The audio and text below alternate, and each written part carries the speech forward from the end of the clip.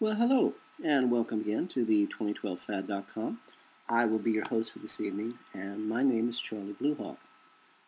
Last night, we talked about my friend the program, and the fact that I have now encountered repeating people twice now, once in New Zealand, and again, actually just this week, and it's the middle of March 2011, here in Europe. The first time I encountered a repeating person, I guess I don't know what to call it actually.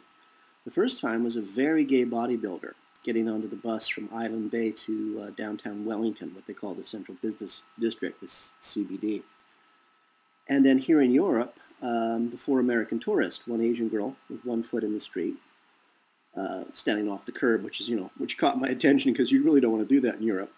And then there was her black boyfriend to her immediate right, and then one white man to his immediate right, and one white woman to his immediate right, all standing in a circle together as the Asian girl had out her blue folder, complete with color inkjet printouts, maps of the city, and how they were having a lot of fun arguing about which way to go next.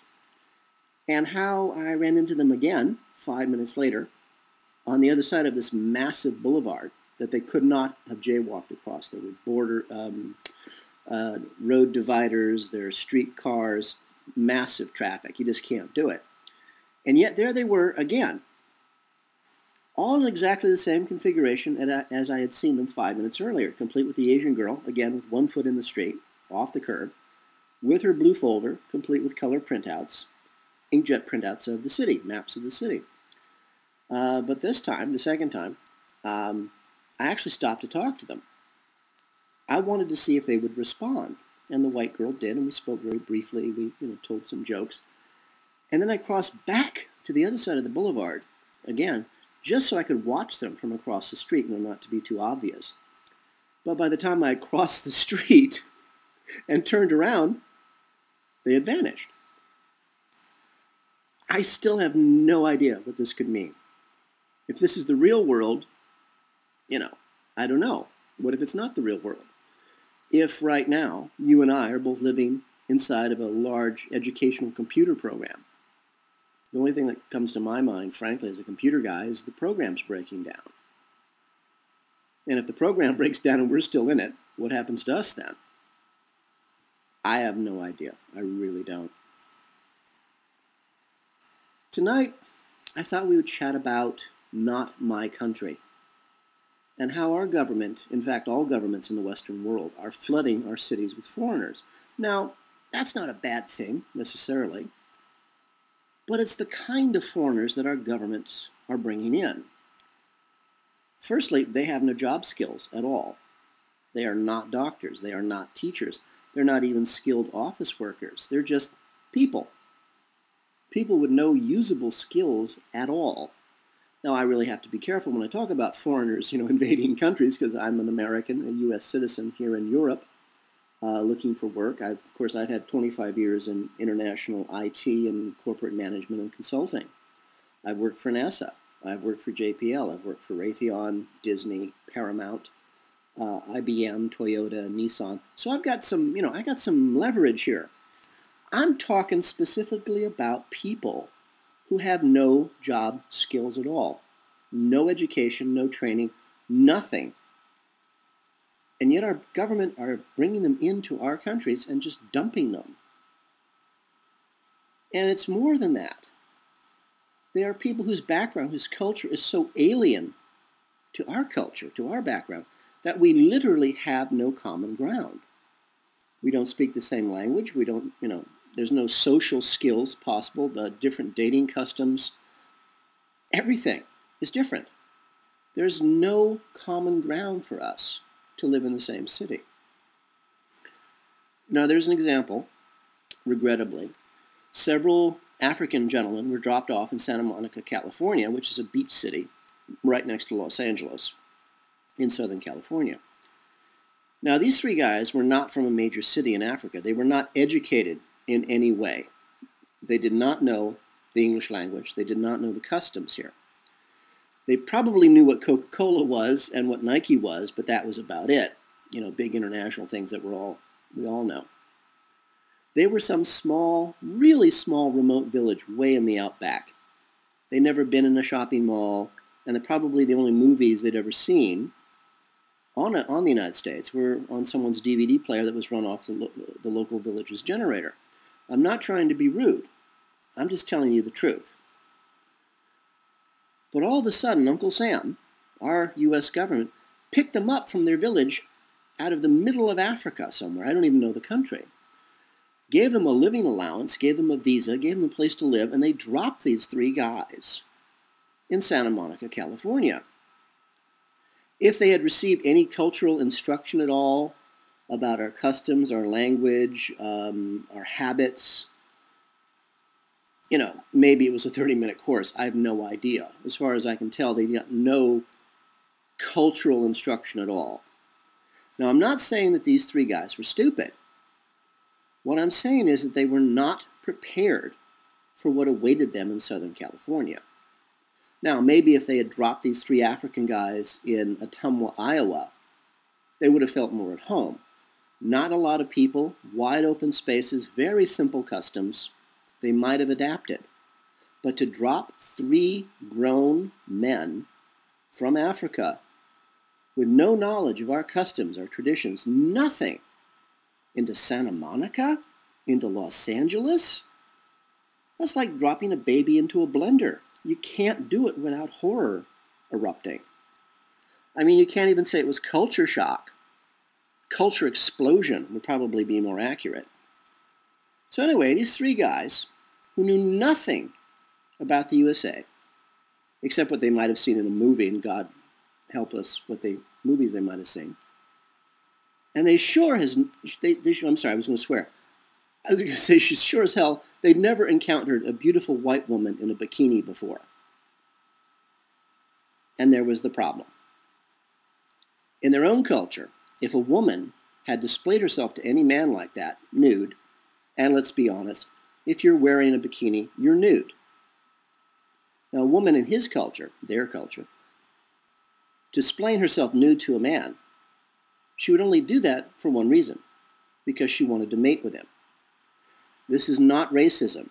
This is simple reality. These are folks much closer to nature, much closer to reality than we are in our concrete cities, where the average, I was going to say average American, I can't say that anyone from North America, Central America, or South America is American. Anyone in the United States, most people don't know where food comes from. You ask the average citizen in the United States, where does food come from? They say the grocery store. They have no idea that food's even grown in the ground. I mean, it's that bad.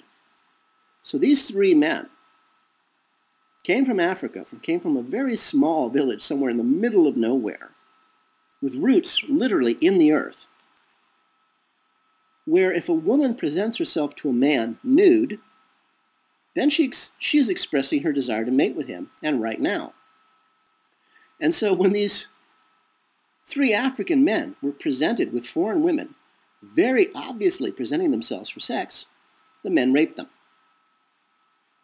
In their own culture, they would have been considered less than men, eunuchs, if they had not mated with a woman who was displaying herself nude. Obviously, she wanted sex. In their own culture, if a woman had presented herself for mating, for sex, and the man refused, what good is a man who doesn't produce children? What good is a man who's not interested in women? You're a burden to the village. They would have been driven out of their own village if they had refused a woman when she presented herself to them. Strangely enough, these men were arrested. They were very puzzled. They were very confused. They couldn't understand what they had done wrong. The woman had presented herself for sex because she was displaying her body to them. And they did what in their culture would have been right and proper. They had sex with her. And the woman, oh, she was forgotten. After all, she was just cattle. And she was just set up by her own government for this very purpose. It doesn't matter to the masters what woman got raped. It didn't matter if she was killed. It didn't matter to the masters if she was damaged for life. The masters got what they wanted. They got a race war. They're working on it. This particular incident has been repeated in many, many Western nations, several times in Sweden, where totally dissimilar cultures are thrown together. Why? Why would any government do this to their own people? Why would any government spend your money to bring in foreigners who so obviously have nothing in common with you? Why would any government subject you and your family to foreigners whose own customs, whose own traditions, and whose lifestyles are so alien to you that you literally have no way of communicating with them? And why, I would ask, would the U.S. government offer free citizenship to any foreigner who was willing to serve in the U.S. Army? Why? Because our masters want civil war. Our masters want a race war. They want army troops from foreign countries in the USA who will not think twice about firing on U.S. citizens. Our masters want chaos, because in chaos there is profit. I got an email the other day from a gentleman in San Francisco. He had actually, for the first time in many years, seen a U.S. soldier up close. And this gentleman actually wrote us and said it was obviously a man from Africa wearing a U.S. Army uniform. He had never seen that before. He was commenting on an earlier episode that we had done. The U.S. Army now, the U.S. military now, is filled with foreigners.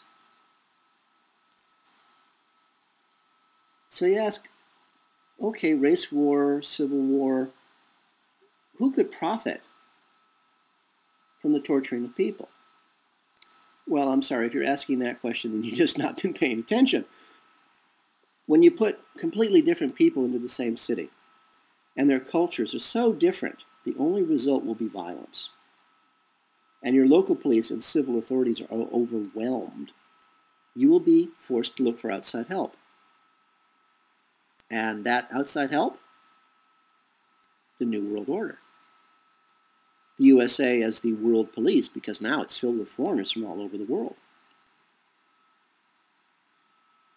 It's a U.S. Army today that has no problem putting down riots of U.S. citizens fighting for jobs, for a place to live, for food.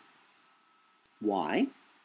Because those same foreigners who are now wearing U.S. Army uniforms remember when the U.S. Army came to their countries and raped and murdered their families, stole their land, raped their sisters, butchered their parents, their grandparents, their great-grandparents, and all on the orders of some American corporation that was looking to expand their profit. Look up, again, Colonel Schmedley Butler. We have to talk about him, U.S. Marines back in the 1930s. He was all over the world, and in his memoirs he talked about expanding American corporate control through violence. It's amazing. So now we get to the part of the story where we ask, how can we stop this? What can we do when worlds collide? Nothing.